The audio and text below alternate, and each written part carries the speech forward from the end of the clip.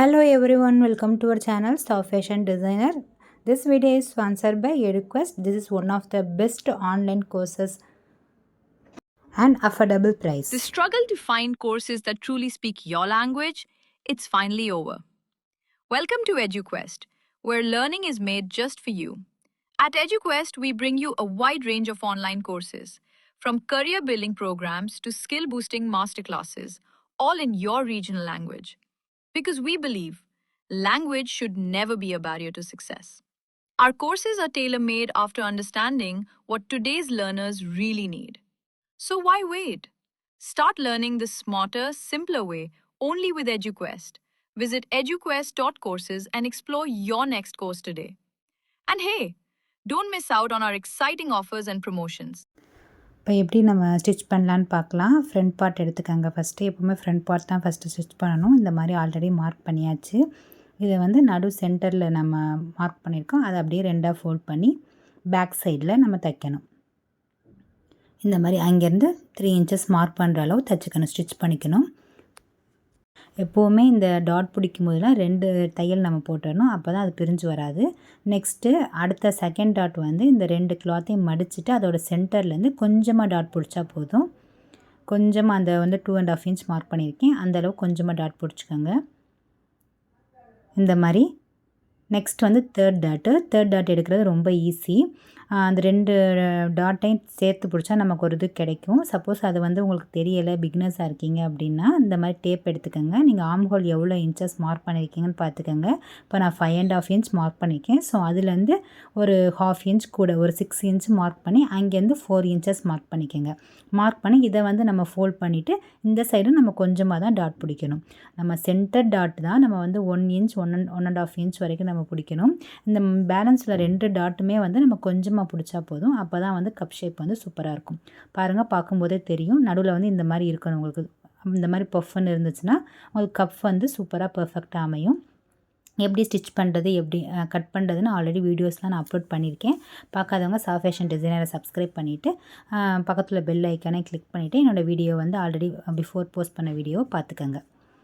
இந்த மாதிரி பாருங்கள், இந்த மாதிரி டாட் பிடிப்பாங்க. இந்த 2 டாட்டையும் நம்ம சேர்த்து வச்சா இந்த மாதிரி ஒரு கிளாத் கிடைக்கும். அங்கேருந்து நீங்கள் 4 இன்ச்சஸ் மார்க் பண்ணிவிட்டு நீங்கள் கொஞ்சமாக டாட் பிடிச்சிங்கன்னா தேர்ட் டாட் கிடச்சிரும். சப்போஸ் இது வந்து பிகினர்ஸ்க்கு வந்து கொஞ்சம் டஃப்பாக இருக்கும். ஸோ அந்த மாதிரி உள்ளவங்களுக்கு இந்த மாதிரி நான் சொன்ன மாதிரி ஃபஸ்ட்டு சொன்ன மெத்தட் ஃபாலோ பண்ணிக்கோங்க.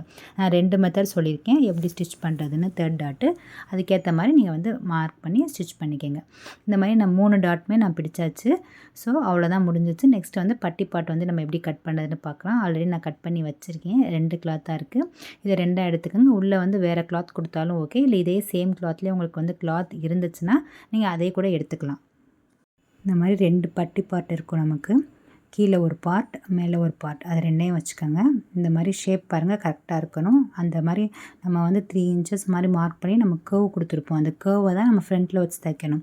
அதை வந்து பேக்கில் வச்சு தைச்சிட்டோம்னா தப்பாக போயிடும். ஸோ கட் பண்ணும்போதே நீங்கள் வந்து அங்கே வந்து ஒரு மார்க் வந்து கட் பண்ணி கொடுத்துக்கோங்க. இப்போ 2ஐயும் சேர்த்து வச்சு இந்த மாதிரி நான் மேலே உள்ள கிளாத்தோட 2ஐயுமே நான் நல்ல பக்கத்தோடு சேர்த்து வச்சு நான் ஸ்டிச் பண்ணுறேன். இந்த மாதிரி ஸ்டிச் பண்ணிக்கணும். பாருங்கள், முன்னாடியும் கரெக்டாக இருக்கும், பேக் சைடும் கரெக்டாக இருக்கும். இந்த மாதிரி ஸ்டிச் பண்ணிவிடுங்க. அந்த மாதிரி அந்த நடு சென்டர் பார்ட் வரும், அதை வந்து உள்ளே தள்ளிட்டு நம்ம ஸ்டிச் பண்ணணும். அதுதான் அதில் ரொம்ப இம்பார்ட்டன்ட். நீங்கள் அதோட சேர்த்து ஸ்டிச் பண்ணிட்டீங்கன்னா உங்களுக்கு வந்து கிராஸ் வந்து ரொம்ப டைட்டாக இருக்கும், இழுத்து பிடிக்கிற மாதிரி இருக்கும். ஸோ அந்த நடுவில் உள்ள அந்த பார்ட்டை வந்து உள்ளே தள்ளிட்டு நம்ம ஸ்டிச் பண்ணிக்க வேண்டியது தான். நெக்ஸ்ட்டு சைடும் நம்ம அதே மாதிரி ஸ்டிச் பண்ணிக்கலாம். கீழே ஒன்று வச்சுக்கலாம், மேலே ஒன்று வச்சுக்கலாம். இதை வந்து மேலே 2 நல்ல பக்கத்தோட சேர்த்து வச்சு 2ஐயும் வந்து நம்ம ஸ்டிச் பண்ண போகிறோம். இந்த பாருங்கள், இதில் நல்லா தெரியும். இந்த நடுவில் உள்ள சென்டர் பார்ட் இருக்குது பார்த்திங்கன்னா, இந்த மாதிரி நீங்கள் வந்து கோன் மாதிரி மடித்து அதை உள்ளே தள்ளிவிட்டு நீங்கள் ஸ்டிச் பண்ணிக்கணும். 3 கிளாத் இருக்கும். 3 கிளாத்தும் கரெக்டாக இருக்கான்னு பார்த்து ஸ்டிச் பண்ணுங்கள். சப்போஸ் பிகினர்ஸ் வந்து என்ன பண்ணுவீங்க, அதை சரியாக செக் பண்ணாமல் நீங்கள் ஸ்டிச் பண்ணிடுவீங்க. பார்த்தா உள்ளே வந்து உங்களுக்கு வந்து தையல் விழுகாமல் இருக்கும். ஸோ 3 கிளாத் கரெக்டாக இருக்கான்னு பார்த்து ஸ்டிச் பண்ணிவிட்டு அதை 2 தையல் போட்டுக்கோங்க. எப்போவுமே 2 தையல் போடுறது தான் நமக்கு எப்போவுமே சேஃப்டி. ப்ளவுஸ் ஸ்டிச் பண்ணும்போது 2 தையல் தான் போடணும். இந்த மாதிரி தையல் போட்டு எடுத்துக்கோங்க. இதை வந்து நம்ம வந்து அந்த படிமான தையல் சொல்லுவாங்க, அந்த மாதிரி படிமான தையல் ஒன்று போட்டுக்கலாம். போடும்போது நமக்கு பார்க்கும்போது சூப்பராக இருக்கும். 2 இப்போ ஃப்ரண்ட்டு வந்து நம்ம முடிச்சிட்டோம். நெக்ஸ்ட்டு வந்து நம்ம வந்து பேக் சைடையும் நம்ம வந்து இதோட ஜாயின் பண்ணிக்கலாம். பேக் சைடை வந்து நல்ல பக்கத்தை எடுத்து வச்சுக்கோங்க. ஃப்ரண்ட்டோட வந்து நல்ல பக்கம் இல்லாமல் உள்ள பார்ட்டை வந்து நம்ம ஸ்டிச் பண்ணணும். பார்க்கும்போது உங்களுக்கு தெரியும் அந்த கழுத்து பார்ட் வரும். அந்த கழுத்து சேர்த்து வச்சு நீங்கள் கரெக்டாக ஸ்டிச் பண்ணும்போது கரெக்டாக வரும். இதை வந்து நம்ம 2 தையல் போட்டுக்கணும். கட்டாயம் 2 தையல் போடணும். அப்போ தான் அது பிரிஞ்சு வராமல் இருக்கும். இந்த மாதிரி ஸ்டிச் பண்ணிக்கோங்க. ஸோ ஃப்ரண்ட் அண்ட் பேக் வந்து நம்ம ஸ்டிச் பண்ணியாச்சு. நெக்ஸ்ட்டு வந்து நம்ம வந்து கையை வந்து ஸ்டிச் பண்ண போகிறோம். அதுக்கு முன்னாடி இந்த கீழே வந்து பட்டி பாட்டை வந்து மடிச்சுக்கலாம். என்னோடய மடிப்பு ஒவ்வொருத்தவங்க ப்ளவுஸுக்கு வந்து என்ன ப்ளவுஸ் வந்து அளவு கொடுத்துருக்காங்களோ அதில் என்ன அளவு மடிச்சிருக்காங்கன்னு பார்த்துட்டு அதுக்கேற்ற மாதிரி நீங்கள் மடிச்சுக்கோங்க. இதில் வந்து 1 இன்ச் வந்து நம்ம மார்க் பண்ணி அதை 2ஆக ஃபோல்ட் பண்ணி மடிச்சுக்கலாம். அது மாதிரி 2 சைடுமே மடிச்சுக்கோங்க. ஃப்ரண்ட் ஒரு ப்ளவுஸ் வந்து நீங்கள் ஸ்டிச் பண்ணிட்டீங்கன்னா செகண்ட் டைம் வந்து நீங்கள் வந்து அந்த ப்ளவுஸை வச்சு நீங்கள் மார்க் பண்ணிக்கணும். ஏன்னா சப்போஸ் வந்து உங்களுக்கு ஏற்றல் குத்தலும் ஆகிடும். அந்த மாதிரி ஆகக்கூடாதுன்னா நம்ம வந்து ஒரு சைடு நம்ம ஸ்டிச் பண்ணிட்டோன்னா அதுக்கு ஏற்ற மாதிரி 2ஆவது சைடு நம்ம ஸ்டிச் பண்ணிக்கணும். அப்போ தான் அது கரெக்டாக இருக்கும். இந்த மாதிரி 2ஆக மடிச்சுட்டு நீங்கள் ஸ்டிச் பண்ணிக்கோங்க. ஸோ ஃப்ரண்ட்டோட பட்டி பார்ட்டை நம்ம ஸ்டிச் பண்ணியாச்சு. ஃப்ரண்ட்டு முடிஞ்சிச்சு, பட்டி முடிஞ்சிச்சு, பேக் சைடு வந்து ஜாயின் பண்ணியிருக்கோம். இன்னும் கீழே வந்து நம்ம டாட் பிடிக்கல. நெக்ஸ்ட் வந்து இப்போ வந்து கையை வந்து ஜாயின் பண்ணிடலாம். ஏன் நான் கையை ஜாயின் பண்ணணும்னு சொல்கிறேன்னா, நம்ம வந்து கீழே முதுகு வந்து நம்ம மடித்து தைச்சிட்டோம்னா அதில் வந்து நம்ம ஸ்டிச் பண்ணும்போது லாஸ்ட்டாக வந்து கொஞ்சம் ஒரு பக்கம் தூக்கலாக இருக்கும். அதனால் நம்ம எப்போவுமே கையை வந்து ஜாயின் பண்ணிட்டோம்னா அது 2யும் சேர்த்து வச்சு நம்ம எவ்வளோ அளவுன்னு மெஷர்மெண்ட் பண்ணி கீழே வந்து நம்ம மடித்து தைச்சிக்கலாம். ஸோ நான் வந்து கை வந்து இப்போ உள்ள ட்ரெண்டியாக உள்ள அந்த ட்ரெண்டி பஃப் ஸ்லீவ் தான் நான் கட் பண்ணியிருக்கேன்.